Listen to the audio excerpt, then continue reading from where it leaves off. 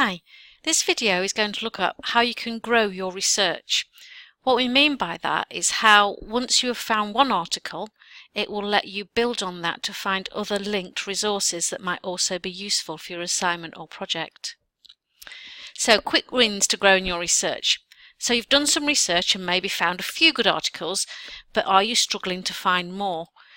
Those articles you have found can help you find more information on your subject by using some simple searching techniques. These techniques are called Pearl Growing and Citation searching, and this is how they work. Let's imagine you've got your first research paper. You've done a good research, you've evaluated it, and you're happy that it's a piece of information you want to use. How can it help you find other information? First of all, to remember, the references they will have used in writing that article are also likely to be useful to you.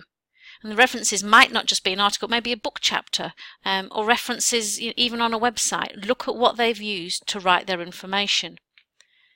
The next thing to consider is actually who wrote it. Have they written other good pieces of work? Are they specialists in a certain area? And often you can link through to what the authors have written either before or after the actual piece you've initially found. And finally, what's happened to this piece of work since it was written? Who else has used it? Who else has actually cited it in their own work? So what I've got here is a screenshot of a search I've carried out in CiteInfo using some of the terms that we actually discussed earlier in the strategy video.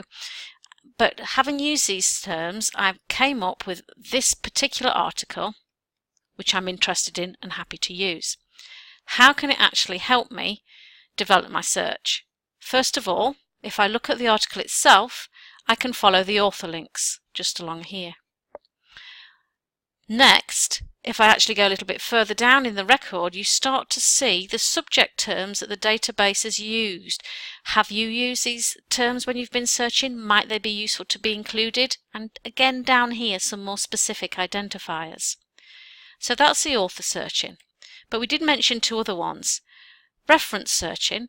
Basically, this link will take you to the references these authors used, but new maybe to you is this idea of the cited by, where you can actually link through to articles that have considered this article when they've been writing up their research or carrying out their reviews.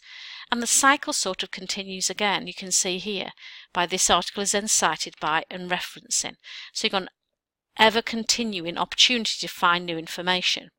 Alongside this, you need to make sure what you're finding is still relevant to your criteria, and that its value is good. But you can see how quite quickly one article can lead to many.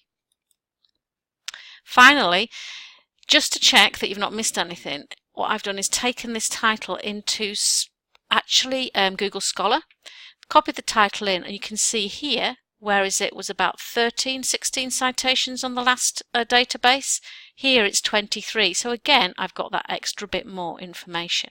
A very effective and good way of managing your information finding. Thank you for listening.